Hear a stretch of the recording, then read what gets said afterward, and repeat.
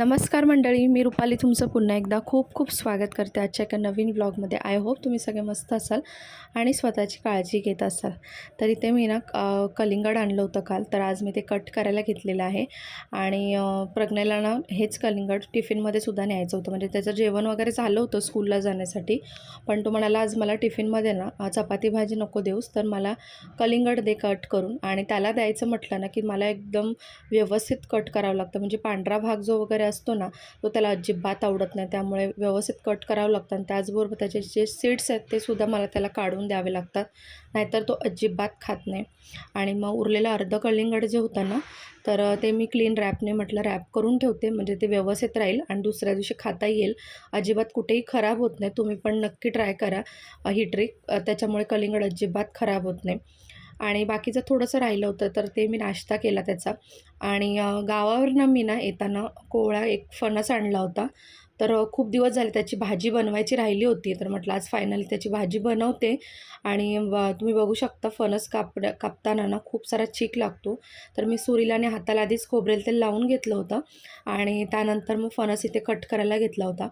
तर खूप वर्षाआधी, म्हणजे मला वाटतं 1-2 वर्षाआधी मी फणसाची भाजी एकदा बनवली होती आणि त्यानंतर कधीच बनवली नाही.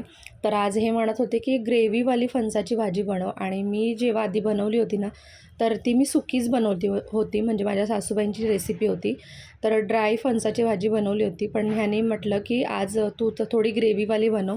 तर त्यामुळे खूप सर्च केलं मी यूट्यूबवरती आणि फायनली एक रेसिपी मिळाली. तर त्या प्रमाणे मी इथे बनवत आहे.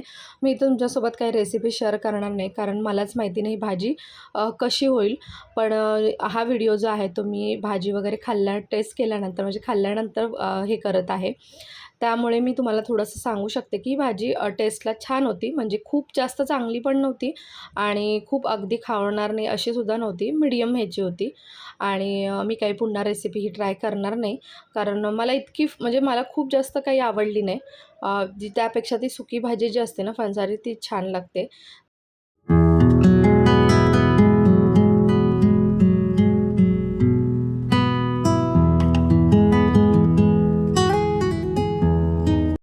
तर इथे दूध गरम करून ठेवलं आणि त्यानंतर मग मी भाजी बनवायला घेतली. तर कांदा कट करून टाकला आणि तेजपत्ता टाकला, थोडंसं जिरं टाकलं.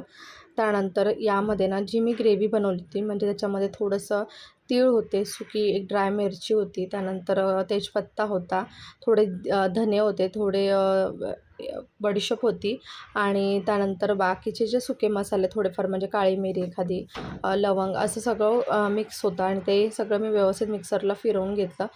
त्यानंतर ह्याची प्युरी जी आहे ती कांद्यामध्ये मी टाकली आणि छान प्युरी भाजून घेतली. यामध्ये प्युरी जितकी तुम्ही चांगली भाजाल तितकी भाजी जरा टेस्टी होते.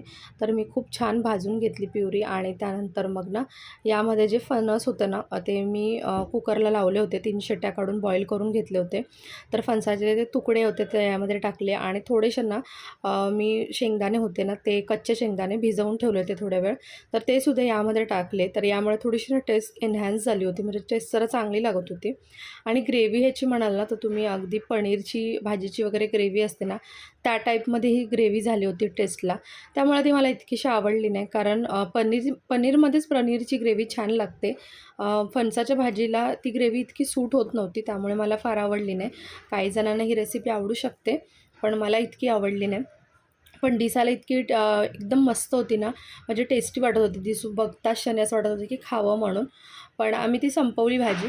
तर कधी-कधी आपल्या एक्सपेक्टेशनपेक्षा काहीतरी वेगळ्याच गोष्टी निघतात. तर असं कधी-कधी होतं.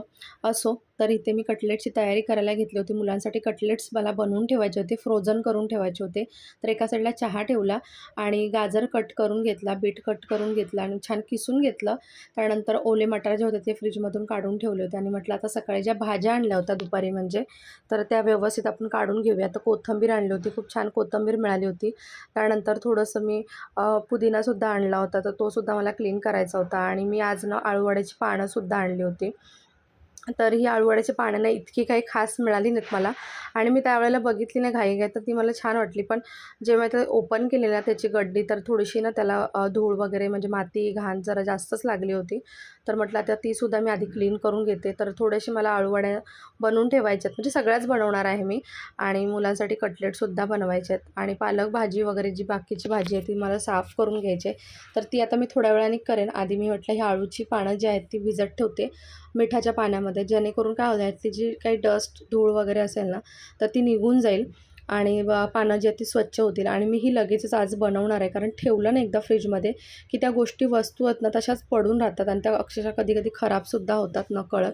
तर त्यामुळे म्हटलं चला आता पटकन बनवून घेऊया. आणि कटलेटसाठी इथे मी बटाटेसुद्धा बॉईल करून ठेवले होते, तर ते सुद्धा मी साईडला काढून ठेवलेत.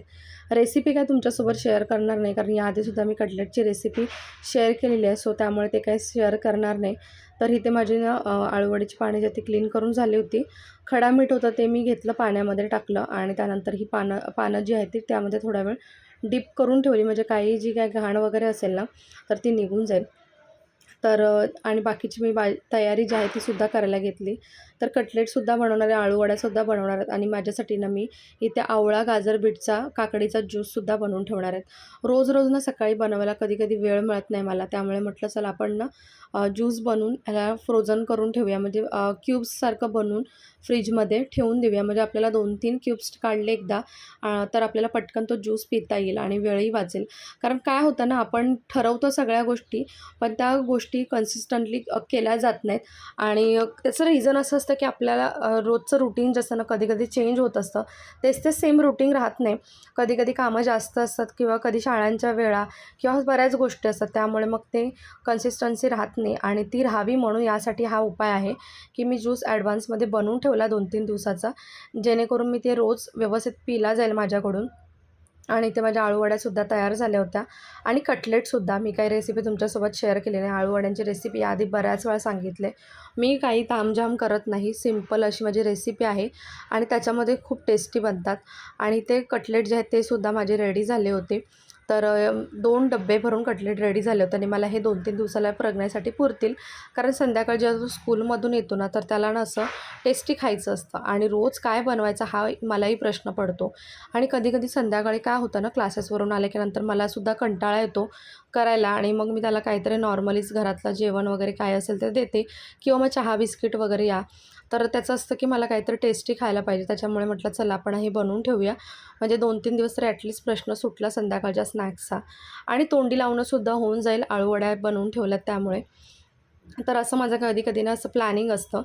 तर हा दुसऱ्या दिवशीचा व्हिडिओ आहे, जेव्हा मी कटलेट आहे ना काढून ठेवले ते फ्रीजमधून आणि आता तुम्हाला फ्राय करून दाखवते.